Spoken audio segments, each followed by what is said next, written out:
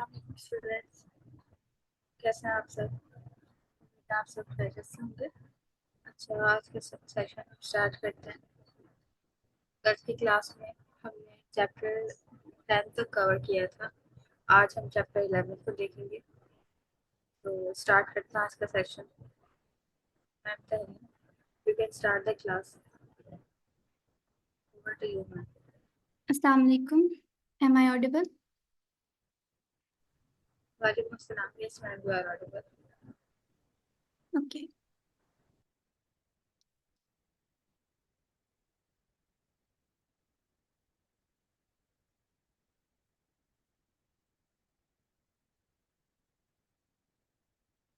सो आज हम चैप्टर 11 को स्टार्ट कर रहे हैं, जिसमें हम पढ़ेंगे कि ethical, social and legal concern क्या होते हैं जब हम कंप्यूटर को यूज़ करते हैं। इसमें बेसिकली हम 5 डोमेन्स को देखेंगे, या फिर 5 सब टॉपिक्स हैं, जिसके अंदर हम सबसे पहले तो देखेंगे कि डिजिटल सेफ्टी बेसिस क्या होती हैं। उसके अलावा account security and device protection क्या होती है, हम कैसे अपने अकाउंट को सिक्योर कर सकते हैं, अपनी कैसे डिवाइस को प्रोटेक्ट कर सकते हैं। थर्ड पे हम देखेंगे कि ऑनलाइन थ्रेट्स क्या होते हैं और हम अपने अकाउंट को कैसे उससे बचा सकते हैं, हम प्राइवेसी कैसे कर सकते हैं अपने अकाउंट पे। फोर्थ पे हम देखेंगे कि सोशल मीडिया का हम कैसे इस्तेमाल अच्छे तरीके से कर सकते हैं, हम एथिकल वैल्यूज़ को किस तरह से लेके चल सकते हैं, हम किस तरह से लोगों की रिस्पेक्ट कर सकते हैं। और फिफ्थ पे और लास्ट पे हम देखेंगे कि क्या लीगल फ्रेमवर्क्स हैं इन सारी चीज़ों को लेकर। ओके, तो digital safety basics. Digital safety basics में ये आता है कि हम अपने कंप्यूटर को कितना रिस्पॉन्सिबल वे में यूज़ करें। मतलब हम कितना अवेयर हो के अपने कंप्यूटर को यूज़ कर रहे हैं, हम कितना अवेयर हैं कि हम कौन सी चीज़ों को इस्तेमाल कर रहे हैं। हम जो चीज़ें इस्तेमाल कर रहे हैं उसमें हमें ये पता हो कि पॉलिटिकल फ्रेमवर्क्स कौन से हैं जिनको हम जिनमें हम रह के इन चीज़ों को इस्तेमाल करें, कौन से रूल्स हैं जिनको हमें फॉलो करना है, कौन सी रेगुलेशंस हैं। उसके अलावा इकोनॉमिक फैक्टर्स में ये आ जाता है कि हम अपने अकाउंट में फाइनेंशियल डाटा को कैसे सेव कर रहे हैं, हम अपनी फाइनेंशियल स्टेटस को कैसे एक तरह से सिक्योर कर रहे हैं अपने अकाउंट में, और हम कैसे इस तरह से फ्रॉड से बच सकते हैं। मतलब हम कितने कॉन्शियस हैं इस बारे में। सोशल फैक्टर्स में ये आता है कि हम अपनी सोशल रेपुटेशन को कैसे मेंटेन करते हैं ऑनलाइन प्लेटफॉर्म्स पे। मतलब कि हम अपने बिहेवियर से, हम अपनी पोस्ट से, हम अपने कमेंट से कैसे अपनी सोशल प्रेजेंस को उससे अवेयर हैं, और कैसे हम अपने अवेयर रह के हम अपने फ्यूचर को, फ्यूचर इमेज को उससे सेव करें। टेक्नोलॉजिकल अवेयरनेस में ये आता है कि हम अपने जो टेक्नोलॉजी हम यूज़ करें, हम कितनी अप टू डेट यूज़ करें, हमें इस चीज़ का अंदाज़ा हो कि हम जो विंडोज़ यूज़ कर रहे हैं वो कितनी अप टू डेट हैं, हम जो सॉफ्टवेयर्स यूज़ कर रहे हैं उनका up to date version use कर रहे हैं कि नहीं।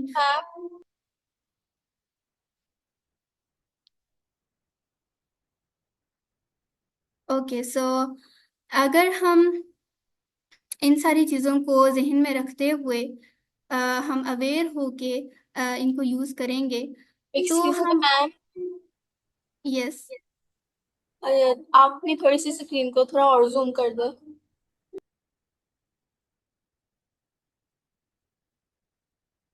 Is it okay? Yes ma'am, thank you. Okay. Okay, तो अगर हम कॉन्शियसली इन सारी चीज़ों को यूज़ करें, हम अगर हम सारे इनके फैक्टर से अवेयर हैं, तो हम अपने आप को सेफ रख सकते हैं। हम एफिशिएंटली अपनी डिवाइस को, अपने सॉफ्टवेयर को यूज़ कर सकते हैं। हमारा जो सॉफ्टवेयर है अगर तो वो अप टू डेट है तो वो हम उसको वो स्लो डाउन नहीं होगा, वो क्रैश नहीं होगा, हम उस पर अच्छी तरह से अपना कोई भी वर्क कर सकते हैं। और हम अपनी कंपेटिबिलिटी शो कर सकते हैं कि हम जो भी सॉफ्टवेयर यूज़ कर रहे हैं, जो भी हम ऑनलाइन एक्टिविटी कर रहे हैं, हम अपने आप को कैसे पेनल्टी से, कोई भी जो रूल है उसको ब्रेक करने से कैसे बचा रहे हैं। ओके, तो सेकंड हम देखेंगे इसमें कि अकाउंट की सिक्योरिटी हम कैसे कर सकते हैं, हम अपनी डिवाइस को कैसे प्रोटेक्ट कर सकते हैं। अब इसके अंदर बहुत सारी चीज़ें आ सकती हैं जिससे हम अपने अकाउंट को सिक्योर कर सकते हैं, हम अपनी डिवाइस को प्रोटेक्ट कर सकते हैं। इसमें सबसे पहली चीज़ तो आती है कि हमारा जो पासवर्ड है वो बहुत स्ट्रांग हो, ना कि हमारा पासवर्ड एक वीक पासवर्ड हो। अब स्ट्रांग पासवर्ड का क्या मतलब? स्ट्रांग पासवर्ड का ये मतलब है कि हमारा पासवर्ड जो है वो बहुत कॉमन ना हो। जिस तरह के आप लोगों ने भी सुना ही होगा कि password itself is a very common password, and उसके अलावा 1 2 3 4 5 6 7 ये बहुत कॉमन पासवर्ड है। अक्सर लोगों का यही पासवर्ड होता है। उसके अलावा QWERTY ये पासवर्ड बहुत कॉमन है। तो हम अपना पासवर्ड जो है वो एक वीक पासवर्ड ना रखें। एक कॉमन पासवर्ड एक वीक पासवर्ड है, मतलब उसको एक हैकर आसानी से हैक कर सकता है। तो हम एक पासवर्ड ऐसा रखें जो कि बहुत रैंडम हो, जो कि ऐसा हो कि जिसको कोई हैक ना कर सके। अब इसमें तीन चीज़ें होती हैं कि हमारा पासवर्ड जो है वो लेंथी हो, मतलब उसकी लेंथ ज़्यादा हो। जितनी लेंथ ज़्यादा होगी उतनी रैंडमनेस ज़्यादा होगी। उसके अलावा पासवर्ड जो है वो आपकी पर्सनल किसी ट्रेड के साथ रिलेट ना कर रहा हो, मतलब जिस तरह आपकी बर्थडे है, आपका नेम है, आपका स्कूल का नाम है, कोई ऐसी चीज़ जो आपकी पर्सनल हो उससे रिलेट ना कर रहा हो। और थर्ड पे ये है कि आप एक कम्बिनेशन यूज़ करें पासवर्ड के अंदर। आप अल्फ़ाबेट्स को यूज़ करें, आप स्पेशल कैरेक्टर्स को यूज़ करें, आप न्यूमेरिक कीज़ को यूज़ करें, ताकि पासवर्ड जो है वो रैंडम हो। ओके, अकाउंट सिक्योरिटी में सेकंड चीज़ जो आती है वो आती है 2 फैक्टर ऑथेंटिकेशन। ये हर जगह तो नहीं होती, लेकिन ये एक ऐसी ऑथेंटिकेशन की टेक्निक है जो कि बहुत ज़्यादा सिक्योर है। अगर किसी तरह से भी किसी बंदे को आपका पासवर्ड पता लग जाता है, अगर किसी हैकर को आपका पासवर्ड पता लग जाता है कि वो पासवर्ड क्या है, तो वो सेकंड जो बैरियर है उसको क्रॉस नहीं कर पाएगा। और वो सेकंड बैरियर ये है कि पहले तो आप अपना पासवर्ड एंटर करते हैं, और उसके बाद दूसरा जो प्रोसेस होता है, दूसरा जो बैरियर होता है वो ये होता है कि आपकी सिम के ऊपर या फिर आपकी ईमेल के ऊपर एक OTP या TOTP आता है, जिसको आप यूज करके, 1 टाइम पासवर्ड होता है वो, उसको आप यूज करते हैं। आप उसको वहां से देख कर आप जिस जगह लॉगिन कर रहे हैं वहां पर आप जब एंटर करते हैं तब आप अंदर लॉगिन कर सकते हैं। ओके, सो सिक्योरिटी में ये एक ऐसी चीज़ है जिसको हम ज़्यादातर इग्नोर करते हैं या फिर हम इसको उतना सीरियसली नहीं लेते।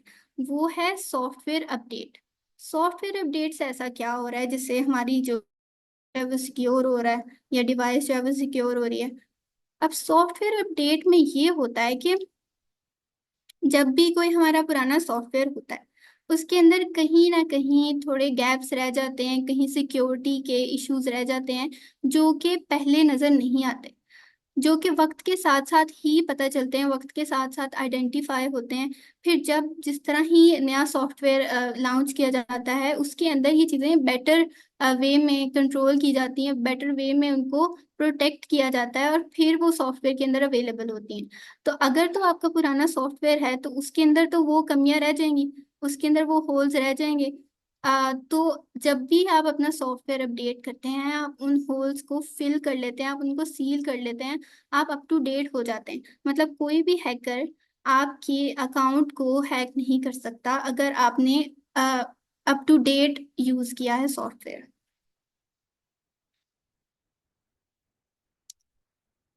उसके बाद आ जाता है कि मालवेयर प्रोटेक्शन।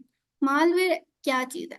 मालवेयर है कि एक ऐसा सॉफ्टवेयर जो कि आपके डिवाइस के अंदर आके उसे डैमेज करता है, या तो आपके डाटा को डैमेज करता है या तो आपकी पर्सनल इंफॉर्मेशन को डैमेज करता है, स्टील करता है। अब इसकी टाइप्स क्या हैं? इसकी टाइप्स में आ जाती हैं virus, virus, Trojan, ransomware and spyware. Virus क्या है? वायरस ऐसा एक मालवेयर है जो कि फाइल्स के साथ अटैच होके जब आप उसे शेयर करते हैं, जब उसे आप डाउनलोड करते हैं और जब आप उसे किसी को किसी USB से ट्रांसफर करते हैं, तो वो आपके कंप्यूटर के अंदर एंटर हो जाता है और वो आपके कंप्यूटर को करप्ट कर देता है। और इसी के साथ जो दूसरा एक मालवेयर है वो है ट्रोजन। ट्रोजन एक ऐसा मालवेयर है जो कि आपको सामने से तो ट्रस्टवर्दी लगता है, जिस तरह कोई लिंक हो गया, कोई ऐप हो गई जिसको आप डाउनलोड कर लेते हैं, और डाउनलोड करने के बाद उसके बैक एंड पे कोई ऐसा कोड होता है जो कि आपकी डिवाइस को डैमेज करता है, जो कि आपको नजर नहीं आता, लेकिन आपकी डिवाइस को वो डैमेज करता है। सो इसीलिए जब भी आप किसी ऐसी जगह से डाउनलोड करते हैं, कोई बुक डाउनलोड करते हैं, कोई पीडीएफ डाउनलोड करते हैं जो कि ऑथेंटिक नहीं होती, तो उसमें खतरा होता है कि वो ट्रोजन आपके जो डिवाइस है उसके अंदर आ सकता है। रैंसमवेयर। रैंसमवेयर क्या होता है? रैंसमवेयर एक ऐसा टाइप ऑफ मालवेयर है जो कि आपके लैपटॉप के अंदर या आपकी डिवाइस के अंदर एंटर हो जाता है, और वो आपकी फाइल्स को इनक्रिप्ट कर देता है। मतलब आप उन्हें देख नहीं सकते, आप उन्हें एक्सेस नहीं कर सकते, और जब तक आप हैकर को पे नहीं करेंगे, आप रैंसमवेयर की वो फाइल्स जो हैं उनको एक्सेस नहीं कर पाएंगे। और स्पाईवेयर। स्पाईवेयर ये होता है कि एक ऐसा मालवेयर है जो कि आपके स्नीकीली आपके लैपटॉप या आपकी डिवाइस के अंदर आपके डाटा को ट्रांसफर करता रहता है। मतलब आपको पता भी नहीं चलता, और आपका डाटा जो है वो कंटिन्यूसली ट्रांसफर होता रहता है।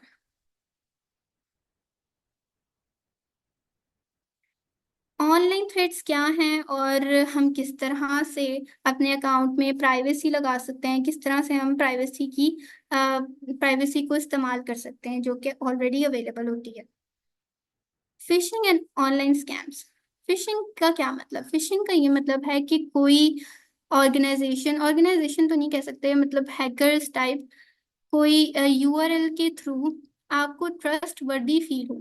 मतलब कोई उन्होंने अपना नाम ऐसा रखा हो, जिस तरह अ, उन्होंने अपना नाम किसी ऐसे ऑफिशियल ब्रांड या फिर कोई ऑफिशियल ऑर्गेनाइजेशन की कॉपी में रखा हो कि आपको पता ना चले कि ये ऑफिशियल नहीं है, और जब आप उसे क्लिक करें तो वो आपकी इंफॉर्मेशन को गैदर कर ले। मतलब जिस तरह अक्सर हमें ये सुनने में आ रहा होता है कि अ, कोई लिंक को क्लिक किया तो वहां से आपकी इंफॉर्मेशन जो है वो ट्रांसफर हो गई। तो बेसिकली वो यही होता है कि उसमें आपको ट्रस्टवर्दी नजर आता है, लेकिन वो आपके डाटा को कलेक्ट कर लेता है, वो स्पैम होता है। इसके अलावा जो थ्रेट्स हैं उसमें आ जाता है कि पब्लिक वाईफाई रेस। जब आप पब्लिक वाईफाई यूज करते हैं तो जो सेम नेटवर्क पे कोई बंदा है वो आपकी डिवाइस में इंटरसेप्ट कर सकता है थ्रू हैकिंग, और वो आपके पासवर्ड, आपके मैसेजेस जो भी आप यूज कर रहे हैं, वो उसको देख सकता है।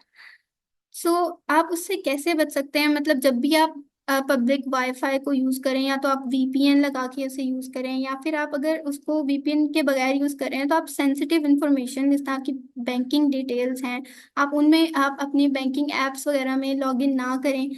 आप सेंसिटिव इंफॉर्मेशन से दूर रहें। Privacy setting. So privacy setting, जिस भी हम ऑनलाइन प्लेटफॉर्म या सोशल मीडिया पे हम देखें तो फेसबुक, इंस्टाग्राम, इस पे प्राइवेसी सेटिंग्स होती हैं।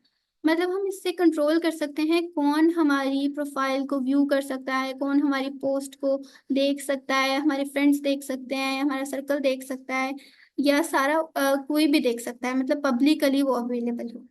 तो ये हमारी मर्जी होती है कि अगर हम कोई पोस्ट कर रहे हैं, हम उसको पब्लिक कर रहे हैं, हम उसको प्राइवेट कर रहे हैं, या हम उसको सिर्फ अपने तक रख रहे हैं। तो ये सेटिंग अवेलेबल है जिसको हमें यूज करना चाहिए, जिसको हमें देखना चाहिए कि हम इसमें क्या क्या सेटिंग यूज कर सकते हैं, जिससे हम अपने अकाउंट को सिक्योर करें, अपने डाटा को एक रैंडम पर्सन के पास जाने से बचाएं, अनलेस कि आप खुद चाहते हो। Over sharing. ओवर शेयरिंग का ये मतलब है कि आप अपने सोशल मीडिया पे आप अपने अकाउंट्स पे आ, अपनी पर्सनल इंफॉर्मेशन, जिस तरह की आप अपना एड्रेस, आप अपना स्कूल आईडी, आप अपने पासवर्ड्स या फिर कोई ऐसी चीज को शेयर मत करें, क्योंकि ये डेंजरस हो सकता है। ओवर शेयरिंग का यही मतलब है कि अगर आप शेयर करेंगे तो आपको नहीं पता कि कौन सा रैंडम इंसान उसको देख रहा है, कौन उसको किसकी क्या इंटेंशंस हैं, कोई आपको मतलब किस तरह से डैमेज करना चाहता है या कुछ भी। तो आप अपने सोशल मीडिया अकाउंट्स पे ओवर शेयरिंग बिल्कुल भी ना करें। Data backup.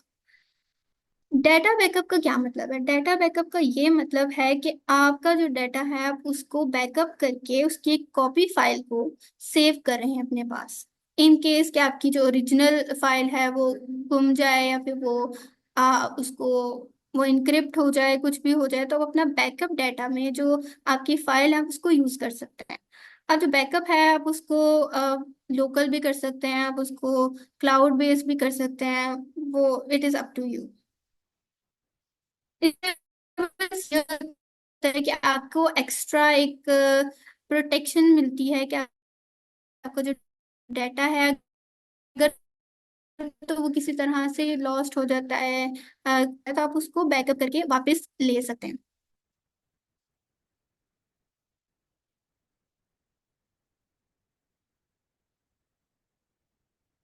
Social media ethics.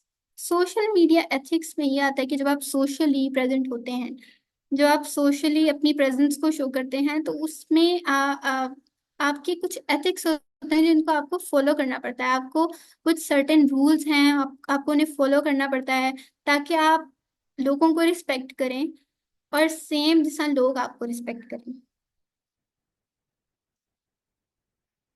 Social media responsibility में ये होता है कि आप अपने आप को रिस्पॉन्सिबल फील करें कि आप जो पोस्ट कर रहे हैं आप उसके खुद रिस्पॉन्सिबल हैं। आप आपकी पोस्ट से कोई हर्ट हो सकता है, आपकी पोस्ट से कोई भी अगर चीज हो रही है तो आप उसके रिस्पॉन्सिबल हैं।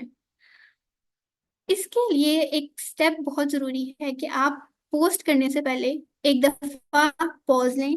आप एक दफा सोचें कि आप जो पोस्ट कर रहे हैं क्या वो काइंड है, क्या वो किसी को हर्ट कर सकती है, क्या वो ट्रू है, जो आप इंफॉर्मेशन दे रहे हैं क्या वो रूमर तो नहीं, क्या वो ट्रू है। आप इंफॉर्मेशन को डबल चेक करें और आप ये देखें कि ये नेसेसरी है आपका पोस्ट करना कि नहीं। Email and cloud safety. अपना ईमेल अकाउंट यूज करें तो आप उसके अंदर जब भी आपको कोई ईमेल आती है तो आप कोई ऐसी ईमेल जिसको आप ना जानते हो, अनऑथराइज्ड ईमेल हो, उसके अंदर कोई भी लिंक हो, आप उसको क्लिक ना करें, क्योंकि वो आपका फिशिंग वो आपके साथ स्पैम कर सकता है, वो आपका जो डाटा है उसको कलेक्ट कर सकता है। आपको नहीं पता कि वो क्या कर सकता है। और क्लाउड सर्विस सेफ्टी का ये मतलब है कि जो आप क्लाउड के अंदर अपनी फाइल सेव कर रहे हैं उसके अंदर आपकी कोई पर्सनल इंफॉर्मेशन ना हो, जैसा कोई आपका पासवर्ड ना हो, आपकी पासवर्ड फाइल्स ना हो, उसके अंदर आपके अगर सारे पासवर्ड्स हैं तो वो एक तरह से थोड़ी अ, आपका वीक पॉइंट हो सकता है। वो कोई उसको एक्सेस कर ले तो वो तो आपके सारे अकाउंट्स को लॉग इन कर सकता है। Internet addiction. इंटरनेट एडिक्शन क्या है? Basically it is when being online is hurting your life. जब आप ऑनलाइन हो और आप जो है अपना टाइम वेस्ट कर रहे हो जिसकी वजह से आपकी स्टडीज जो हैं वो इफेक्ट हो रही हो, आपकी जो हेल्थ है वो इफेक्ट हो रही है, आपका फोकस इफेक्ट हो रहा हो, आपके रिलेशनशिप्स इम्पेक्ट हो रहे हो। सो बेसिकली इसमें ये है कि आप जब भी इंटरनेट का इस्तेमाल करें आप कॉन्शियस रह के इस्तेमाल करें। आपको पता हो कि आपने इतना टाइम गुजारना है नेट के ऊपर, ये ना हो कि आप स्क्रोलिंग करते रहें आपको पता ना चले।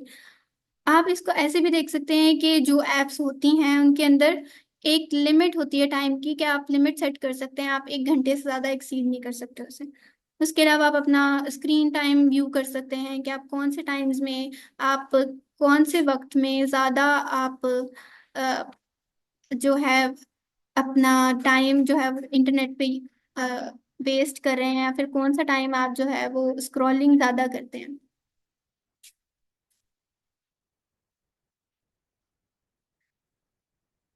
Safe online research. Safe online research का ये मतलब है कि जब भी आप ऑनलाइन रिसर्च करें तो आपको पता हो कि आप जिस जगह से, जिस वेबसाइट से आप इंफॉर्मेशन ले रहे हैं वो क्रेडिबल है। वो वेबसाइट क्रेडिबल है आप इस तरह देख सकते हैं कि अगर तो वो कोई एजुकेशनल वेबसाइट है तो उसके अंदर .edu अगर आ रहा है तो वो एक क्रेडिबल वेबसाइट है, वो वेरीफाइड वेबसाइट है, और उसके अंदर जो भी इंफॉर्मेशन होती है वो वेरीफाइड होती है। तो इट इज़ बेस्ट कि आप जो edu.gov ऐसी जो वेबसाइट्स हैं आप उसके अंदर से इंफॉर्मेशन अगर लें तो वो वेरीफाइड होती हैं। आप वेरीफाइड इंफॉर्मेशन लें। उसके अलावा आप अगर इंफॉर्मेशन ले रहे हैं आप उसको क्रॉस चेक करें, आप देखें कि ये सेम इंफॉर्मेशन कहीं और ट्रस्ट वर्दी प्लेटफॉर्म पे मौजूद है कि नहीं है।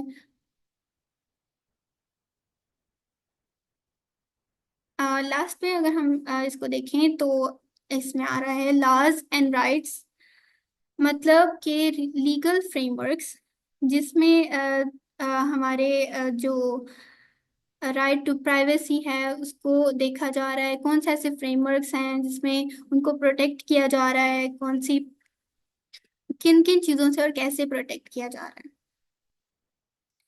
सो प्राइवेसी लॉ क्या होता है कि इसमें किसी भी पर्सन की प्राइवेसी को प्रोटेक्ट किया जाता है। और ये लॉज जो हैं एक रिटन फॉर्म में एक स्क्रिप्ट होती है जिसमें लिखा होता है कि ये रूल्स हैं, हम ये प्रोटेक्ट कर रहे हैं, और ये बंदा ये नहीं कर सकता। और ये पूरा एक लॉ होता है जिसको हर किसी को फॉलो करना पड़ता है। इसमें बताया जाता है कि वो लॉ जो है वो किसको प्रोटेक्ट कर रहा है, क्यों प्रोटेक्ट कर रहा है, कब प्रोटेक्ट कर रहा है, कैसे प्रोटेक्ट कर रहा है। ये सारी चीजें वो आंसर करता है। Data ethics. डेटा एथिक्स का क्या मतलब हुआ कि अगर तो कोई सॉफ्टवेयर, कोई वेबसाइट, कोई ऑर्गेनाइजेशन आपका डाटा ले रही है तो सबसे पहले तो आपको पता हो, आपकी रजा शामिल हो, आपको पता हो कि वो आपका डाटा ले रही है, वो आपको बताए कि अगर आप लॉगिन कर रहे हैं तो आपका डाटा लिया जा रहा है। सेकंड पे वो ट्रांसपेरेंसी रखें। ट्रांसपेरेंसी का ये मतलब है कि वो डाटा जहां पर भी यूज कर रहे हैं, जौन सी भी वेबसाइट पे यूज कर रहे हैं, जिस भी चीज के लिए यूज कर रहे हैं, वो आपको पता होना चाहिए कि आपका डाटा, मतलब जो यूजर है उसको पता हो कि उसका डाटा यहाँ पर यूज किया जा रहा है। वो लोग इस चीज को इन्फॉर्म करें कि वो आपका डाटा यूज कर रहे हैं। उसके अलावा अकाउंटेबिलिटी। अकाउंटेबिलिटी का ये मतलब हुआ कि वो अपने आप को इस चीज़ में अकाउंटेबल ठहरा रहे हैं, वो अपने आप को इस चीज़ में रिस्पॉन्सिबल ठहरा रहे हैं कि अगर वो आपका डाटा यूज़ कर रहे हैं तो दे आर फुली रिस्पॉन्सिबल कि वो आपकी कोई भी प्राइवेसी की वॉयलेशन ना करें, कोई भी ऐसी चीज़ ना करें, और वो इस चीज़ में पूरी अकाउंटेबिलिटी को इंश्योर करें। Copyright. Copyright is a first of three frameworks that we will discuss today. Copyright में ये होता है कि जो भी क्रिएटर होता है, जो भी किसी वर्क का क्रिएटर, जैसा म्यूजिक हो गया, कोई वीडियो हो गई, कोई कंटेंट हो गया, कोई कोड स्क्रिप्ट हो गई, तो उस यूजर को या उस क्रिएटर को ये राइट होता है कि उसका जो स्पेशल यूनिक वर्क है उसको सेव किया जाए, उसको किसी भी किसी और के साथ नेचुरली शेयर ना किया जाए। और अगर कोई इसको यूज कर रहा है तो वो जो क्रिएटर होता है उसके पास ये राइट होता है कि वो उसको रिस्ट्रिक्ट कर सकता है, वो उससे ले सकता है कि तुम ये नहीं शेयर कर सकते। मतलब वो उसका यूनिक वर्क है, उसके पास ये राइट होता है कि वो अपनी जो कॉपी है वो उसको किसी को ना दे।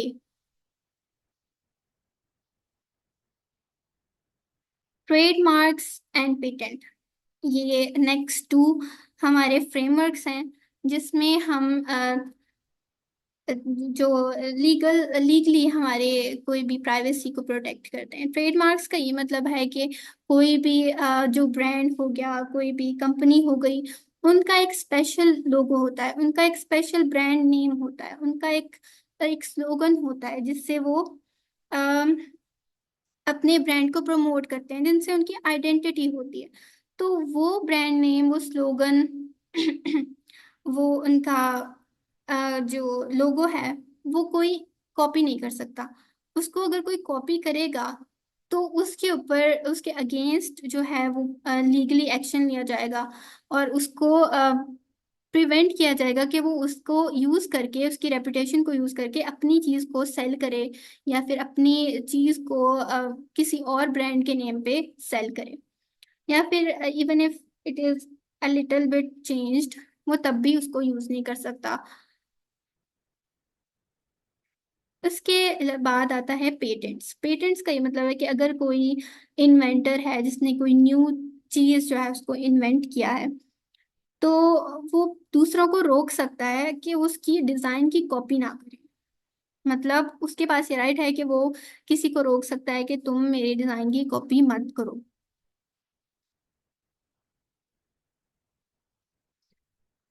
सॉफ्टवेयर पायरेसी क्या होती है? सॉफ्टवेयर पायरेसी ये होती है कि अगर कोई सॉफ्टवेयर जो है वो पेड है, हम उसको पैसे देकर लेते हैं, हम उसको क्रैक नहीं कर सकते। क्रैक का ये मतलब हम उसको इलीगल वे में पैसे दिए बगैर यूज नहीं कर सकते। हम उसकी लाइसेंस फाइल को एक्टिवेट करवा कर ही उसे यूज करें। अगर तो हम उसको क्रैक कर रहे हैं, हम उसको इलीगल वे में यूज कर रहे हैं, तो उसके हार्मफुल इफेक्ट क्या हो सकते हैं? उसके हार्मफुल इफेक्ट ये हो सकते हैं कि जो डेवलपर है, उसकी जो इनकम है, उसको वो इनकम हम स्टॉप कर लेते हैं। अगर अगर हम एक सॉफ्टवेयर को क्रैक करें हैं, तो जो डेवलपर है उसने अपना जो मेहनत की है, या फिर उसको जो उस सॉफ्टवेयर को अपडेट करने के लिए जो इनकम चाहिए, जो रिसोर्सेज चाहिए, वो उसको नहीं यूज कर पाएगा। और इसके अलावा अगर आप किसी भी सॉफ्टवेयर को क्रैक करते हैं, तो आपको नहीं पता होता कि उसके अंदर कोई मालवेयर है, वो आपके कंप्यूटर को डैमेज कर सकता है कि नहीं, वो आपके कंप्यूटर को किसी तरह से नुकसान पहुंचा सकता है कि नहीं, आपको इस चीज़ का आइडिया नहीं होता। तो इसलिए कभी भी किसी सॉफ्टवेयर को क्रैक नहीं करना चाहिए, उसको प्रॉपर वे में, उसको लाइसेंस लेकर, उसको पे करके यूज़ करना चाहिए।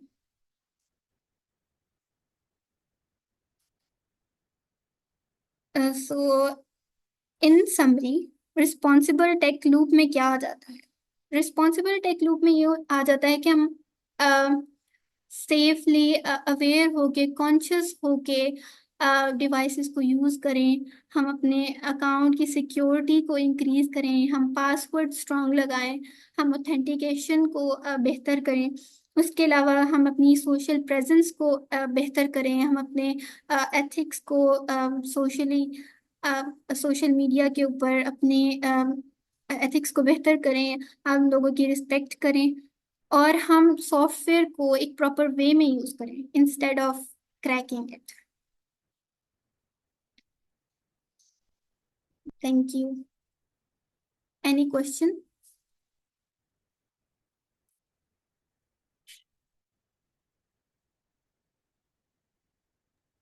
एक्सक्यूज मी मैम, जी सॉफ्टवेयर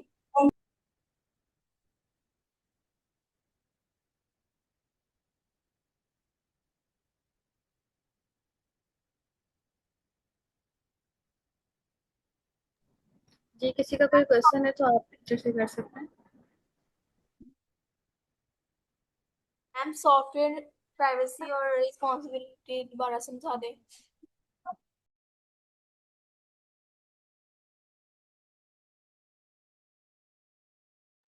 ओके।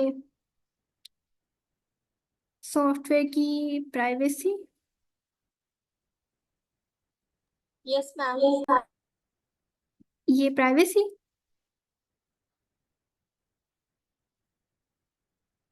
आपका क्या क्वेश्चन है? Ma'am last excuse me slide. Ma'am. Last वाली स्लाइड?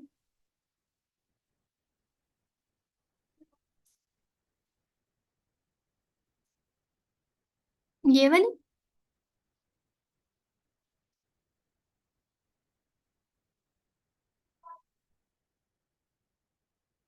Excuse me.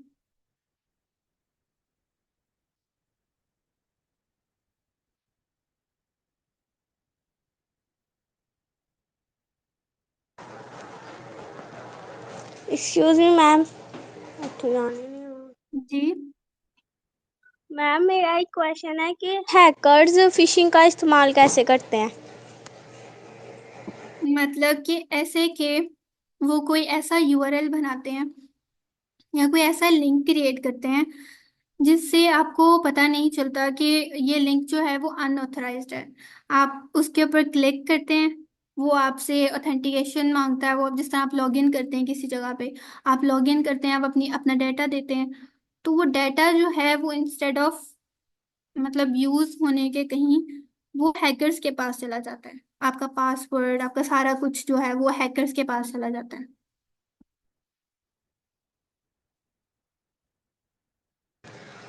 और मैम अगर हमें कोई ईमेल आती है तो फिर हमें कैसे पता चलेगा ये कि ये फिशिंग आने वाली ईमेल है या फिर आम ईमेल है? आप अगर उस ईमेल के अंदर देखें तो यूआरएल के अंदर आपको देखने से पता चल जाता है कि ये ऑफिशियल साइट का कोई लिंक है या फिर कोई क्रिएट किया हुआ अनऑथराइज्ड लिंक है। वैसे तो आप उसको उसका स्क्रीनशॉट लेके आप चैट जीपीटी से पूछ सकते हैं कि ये क्या ऑफिशियल है या नहीं, अगर तो आपको उसका पता नहीं चल रहा। Okay ma'am, thank you.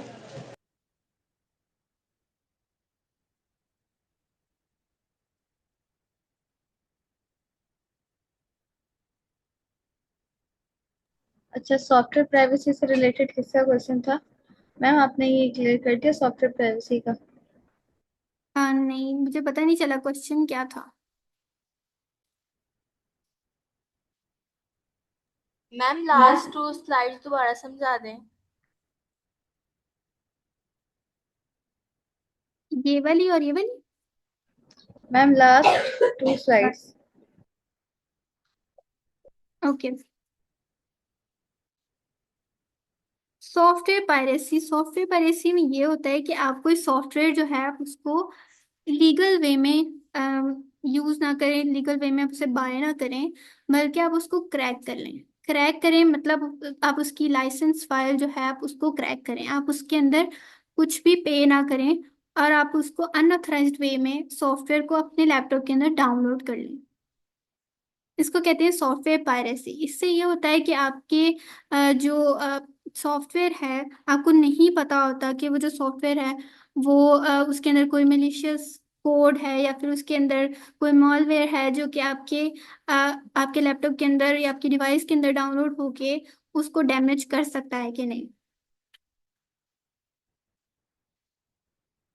Responsible tech loop का ये मतलब है कि आप जो भी हमने सारी चीजें पढ़ी, ये उसकी समरी है कि आप जो है अपने अकाउंट को सिक्योरली यूज करें। आप उसके अंदर पासवर्ड जो है वो स्ट्रॉन्ग यूज करें। आप सॉफ्टवेयर को अपडेट रखें। आपको पता हो कि आप अपने जो वायरसेस हैं आप उनके लिए एंटीवायरस सॉफ्टवेयर को डाउनलोड रखें। और आप अपने जो लैपटॉप है या आपका जो डिवाइस है उसके अंदर आप किस तरह से डिवाइस की प्रोटेक्शन कर सकते हैं, आप ये देखें। उसके अलावा जो ऑनलाइन थ्रेट्स हैं आप उनसे किस तरह बच सकते हैं, आपको ये पता हो। आप फिशिंग से किस तरह बच सकते हैं। आप उसके अलावा सोशल मीडिया प्रेजेंस को अपनी किस तरह ठीक कर सकते हैं, आप कौन से एथिक्स का ख्याल रखें। और लास्टली आपके कौन से लीगल फ्रेमवर्क्स होते हैं जिससे आपका आपकी प्राइवेसी पॉलिसी जो है वो उसको प्रोटेक्ट किया जाता है। Okay ma'am, thank you. You welcome. Excuse me ma'am. Yes. Ma'am क्या आप हमें, आपने कहा था कि हमने हमेशा स्ट्रॉन्ग पासवर्ड लगाने, तो क्या आप हमें इसकी कोई एग्जांपल दे सकते हैं जिससे हमें आइडिया हो गया हमने इस तरह स्ट्रॉन्ग पासवर्ड लगाना है? स्ट्रॉन्ग पासवर्ड का ये मतलब है कि आपका पासवर्ड जो है उस वो रैंडम हो।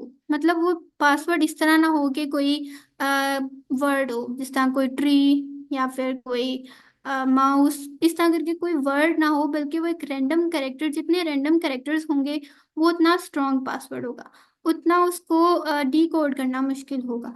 और जितना उसके अंदर रैंडमनेस आप कैसे ऐड कर सकते हैं? आप अंदर अल्फ़ाबेट्स यूज कर सकते हैं, आप अंदर न्यूमेरिक जो नंबर्स हैं आप उन्हें यूज कर सकते हैं, आप स्पेशल कैरेक्टर्स जैसे स्टार, हैश, अंडरस्कोर, ऐसी चीजें यूज कर सकते हैं, और उसको एक कम्बिनेशन को यूज करके आप पासवर्ड अपना जनरेट कर सकते हैं।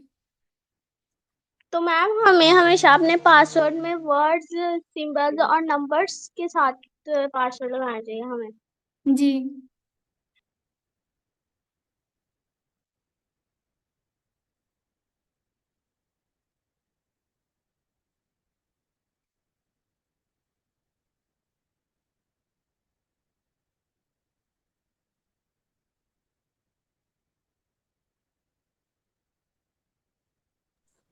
सर स्टूडेंट्स, और किसी का कोई क्वेश्चन?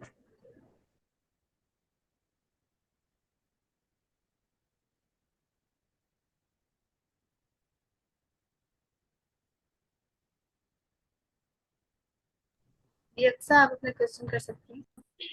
मैम मेरा कल वाले लेक्चर में से क्वेश्चन है कि जो सर ने बोला था शुरू में कि एआई जो है हमें कभी कभी गलत इन्फॉर्मेशन भी दे देता है, लेकिन हम तो जब एआई से मतलब सर्च करते हैं तो वो हमें क्यों गलत इन्फॉर्मेशन देता है? हम तो यही कहते हैं कि वो ठीक है, तो हमें कैसा पता चलेगा कि वो गलत इन्फॉर्मेशन दे रहा है?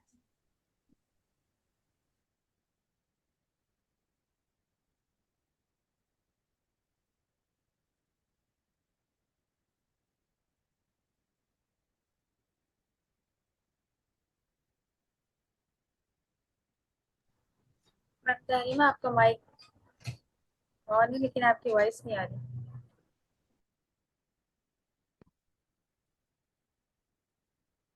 एआई जो है वो वैसे तो ठीक आंसर करता है, लेकिन कई दफा उसमें हेलुसिनेशन हो सकती है, मतलब वो आंसर करे लेकिन वो आंसर एक तरह से वो करेक्ट नहीं होता। तो आप ये कर सकते हैं कि आप उसको डबल चेक कर सकते हैं, आप ऑथेंटिकेट कर सकते हैं, आप ऑनलाइन किसी और एआई से देख सकते हैं, और कोशिश करें कि मतलब अगर तो उसकी स्पेस लिमिट ज़्यादा हो गई है, अगर तो चैट जो है वो लंबी हो गई है, तो तब भी वो हेलुसिनेट कर सकता है। तो इसीलिए आप अगर न्यू चैट में जाके उससे क्वेश्चन करेंगे तो वो क्वेश्चन जो है उसका आंसर उस तरह से ठीक देगा।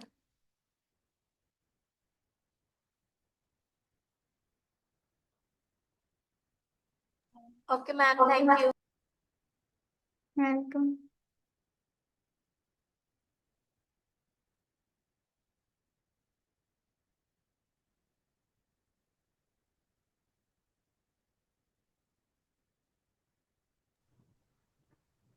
ओके, तो स्टूडेंट्स मुझे जल्दी से ये कंफर्म करें, आप सबने वीक 6 की असेसमेंट कर ली? मेरे पास सिर्फ 2 स्टूडेंट्स के स्क्रीनशॉट्स आए।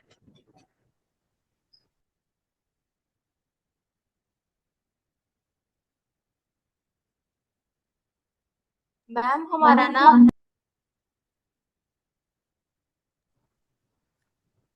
अक्सर आपकी वॉइस क्लियर नहीं है। नेट प्रॉब्लम था उस दिन, तो कुछ ही बच्चे असेसमेंट दे सके थे और नेक्स्ट हमारी छुट्टी थी हफ्ते की, तो इस वजह से तो आज जिन बच्चों का रह गया वो क्लियर कर देंगे। जी बिल्कुल। आज की क्लास थोड़ी देर पहले ही एंड हुई है। 8:30 में अभी बहुत टाइम है, और अभी अभी 8:08 हो। तो आप सब अपना असेसमेंट करें। ठीक है, तो आज का सेशन हमारा जैसे कि आपने देखा कि कंप्लीट हो चुका है। सबके रिस्पॉन्सेज अच्छे आने चाहिए। ठीक है, बहुत आसान क्विज बनाया हुआ है तमाम टीचर्स ने। तो आज का सेशन स्टूडेंट्स हम यहीं पे एंड करते हैं। कल हम इंशाल्लाह चैप्टर 12 को कवर करेंगे। कल हमारी बुक पूरी कंप्लीट हो जाएगी, और इंशाल्लाह वीक 8 से हम दोबारा से सब चीज़ों का रिवीजन करेंगे। तो अल्लाह हाफिज़ टू ऑल ऑफ यू।